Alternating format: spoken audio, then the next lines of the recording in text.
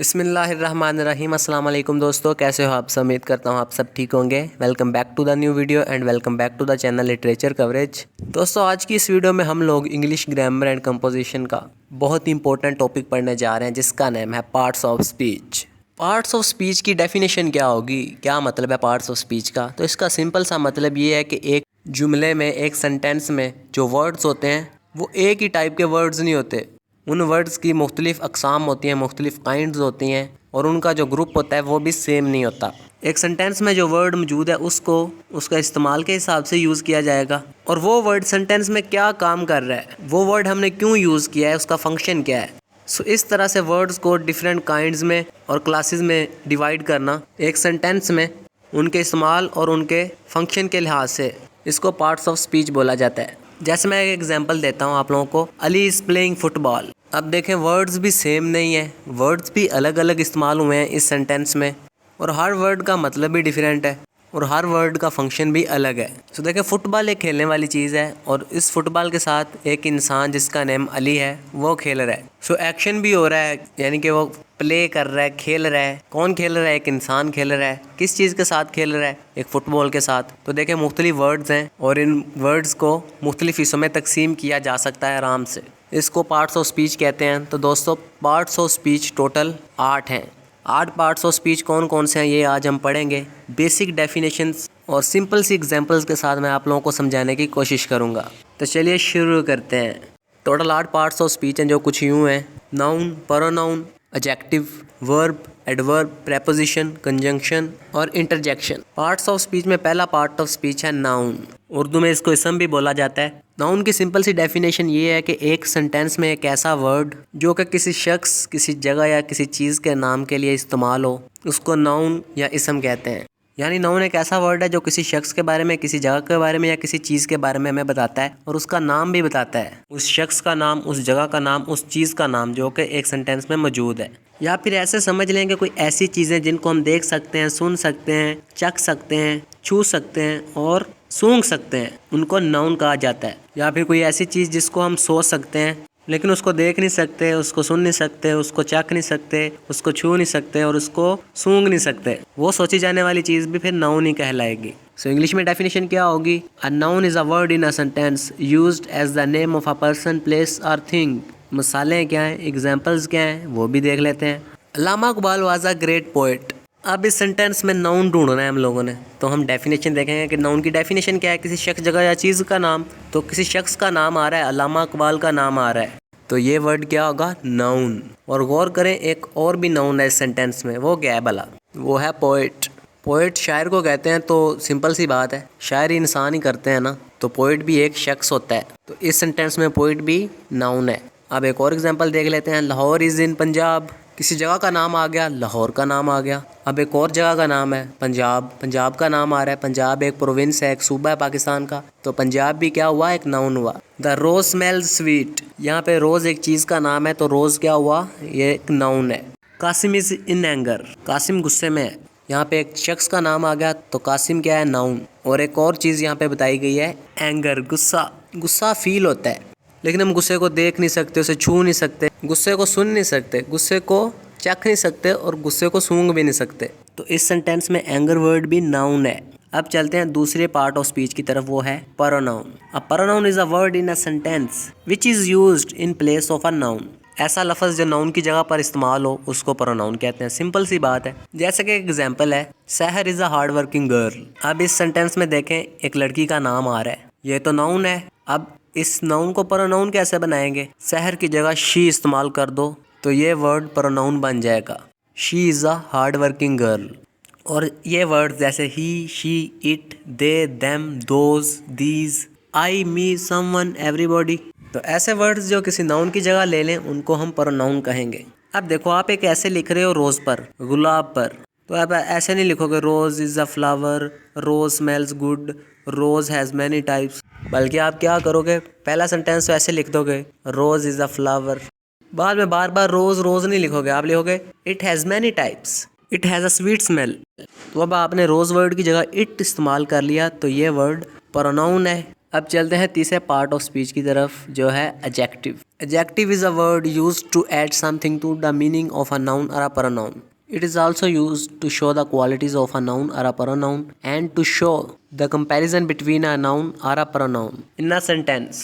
So एक ऐसा लफ्ज़ जो नाउन के मीनिंग में इजाफा करे या फिर प्रोनाउन के मीनिंग में इजाफा करे उसको एडजेक्टिव कहते हैं। किसी नाउन या प्रोनाउन की क्वालिटीज़ को भी बताता है एडजेक्टिव वर्ड जो है, किसी शख्स, किसी जगह या किसी चीज़ की क्वालिटीज़ को और उन चीज़ों के दरमियान कंपैरिजन को एडजेक्टिव ही शो करता है। जैसे कि Ali is a brave boy. हाँ जी, पता चल गया है, अली जो है किसी शख्स का नाम है, ये तो हो गया नाउन। इस सेंटेंस में बॉय वर्ड ये भी नाउन है।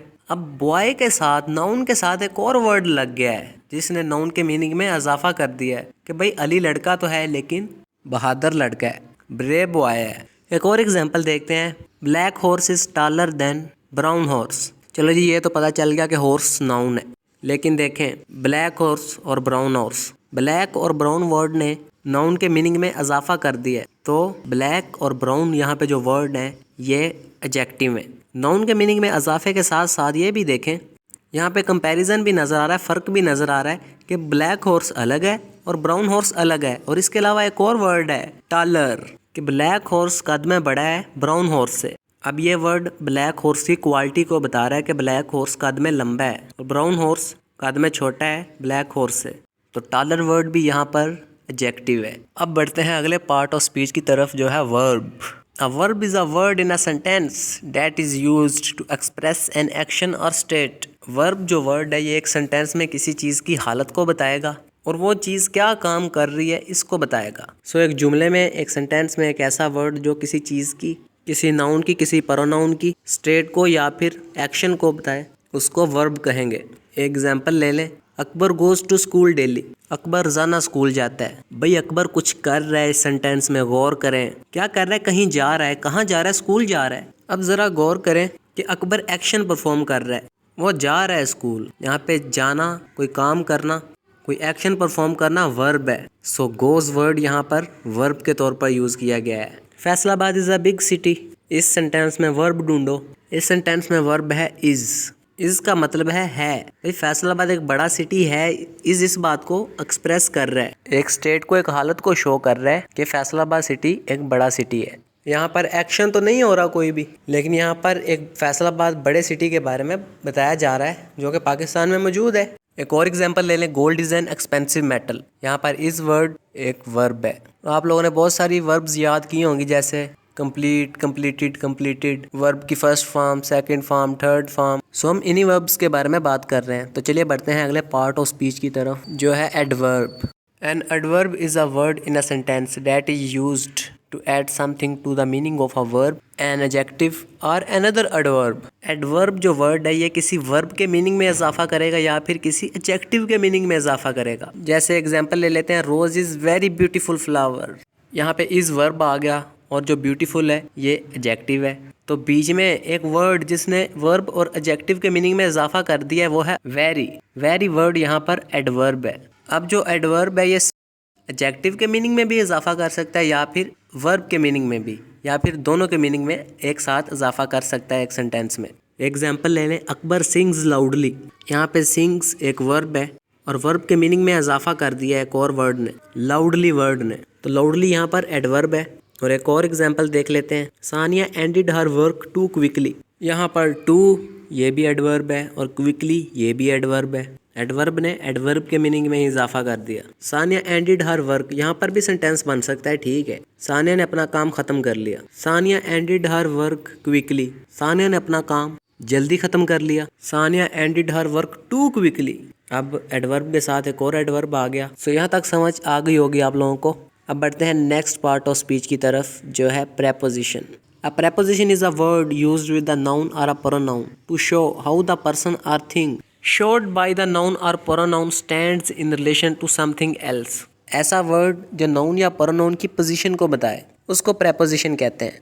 या फिर नाउन या प्रोनाउन किसी शख्स या किसी चीज़ के बारे में बता रहे हैं और उस शख्स या चीज़ का किसी दूसरे शख्स या चीज़ के साथ क्या ताल्लुक़ है, क्या रिलेशन है, इस रिलेशन को, इस ताल्लुक़ को शो करने के लिए जो वर्ड इस्तेमाल होता है उसको प्रेपोजिशन कहते हैं। जैसे कि there are two cows in the garden. Cows noun है, गार्डन भी नाउन है, तो एक नाउन की पोजीशन बताई जा रही है हमें कि 2 गायें बाग के अंदर मौजूद हैं। सो काउस की पोजीशन को शो करने के लिए इन वर्ड यूज़ हुआ है, तो इन प्रेपोजिशन है। एक और एग्जांपल ले लेते हैं। A fair little girl is sat under a tree. अब ये लड़की एक दरख्त के नीचे बैठी है, तो इस लड़की की पोजीशन को शो करने के लिए कि ये लड़की एक दरख्त के नीचे बैठी हुई है, यहाँ पे अंडर वर्ड यूज़ हुआ है, अंडर अ ट्री। तो ये अंडर वर्ड यहाँ पर प्रेपोजिशन है। इसके अलावा और भी बहुत सारे वर्ड्स हैं जो कि प्रेपोजिशन के तौर पर इस्तेमाल होते हैं, जैसे कि in, of, behind, before, beneath, across, far from, inside, near, out और आउटसाइड, ऑन और ऑन टू। तो चलिए दोस्तों बढ़ते हैं अगले पार्ट ऑफ स्पीच की तरफ, जो है conjunction. Conjunction is a word in a sentence that is used to join words और सेंटेंसेस। यानी एक ऐसा वर्ड जो दूसरे वर्ड्स और सेंटेंसेस को एक साथ मिला दे, या फिर ऐसा वर्ड जो दूसरे वर्ड्स को और दूसरे सेंटेंसेस को एक साथ मिलाकर रखे, जोड़ कर रखे, उसको कंजंक्शन कहते हैं। एग्जाम्पल ले लेते हैं, Rehan and Hamid are cousins. अब आप लोग बताओ इसमें कंजंक्शन क्या है? सोचो। चलो सोच लिया है? कमेंट करके बताओ ज़रा फिर। चलो मैं भी बता देता हूँ। इस सेंटेंस में एंड वर्ड कंजंक्शन है। I ran fast but missed the train. अब एक फिक्र है, मैं तेज़ भागा, आई रैन फास्ट, बट लेकिन ये लेकिन वर्ड आ गया है, लेकिन फिर भी ट्रेन छूट गई। यहाँ पे 2 सेंटेंसेस को एक वर्ड ने मिलाया है, जोड़ के रखा है एक साथ, और वो वर्ड है बट। तो बट वर्ड यहाँ पर कंजंक्शन है। अब दोस्तों बढ़ते हैं लास्ट पार्ट ऑफ स्पीच की तरफ, जो है interjection. An interjection is a word in a sentence which expresses some sudden feelings. एक ऐसा वर्ड जो एक इंसान में या बहुत सारे इंसानों में अचानक से आने वाली फीलिंग्स को बयान करे, उस वर्ड को इंटरजेक्शन कहते हैं। जैसे कि hurray we have won the game, alas she is dead, उफ टुडे इज सो हॉट। उफ, हुर्रे, अलास, ये वर्ड यूज़ हुए हैं सेंटेंस में, ये सडन फीलिंग्स को बता रहे हैं, इंसानों के जज्बात को बता रहे हैं, तो इन वर्ड्स को इंटरजेक्शन कहा जाता है। दोस्तों ये थे 8 पार्ट्स ऑफ स्पीच, जिनको मैंने बड़े सिंपल तरीके से समझाने की कोशिश की है, सिंपल सी एग्जांपल्स देकर। उम्मीद करता हूँ दोस्तों आप लोगों को पार्ट्स ऑफ स्पीच समझ में आए होंगे। अगर समझ में आए हैं तो कमेंट करके ज़रूर बताना। आज की वीडियो यहीं पे एंड करते हैं।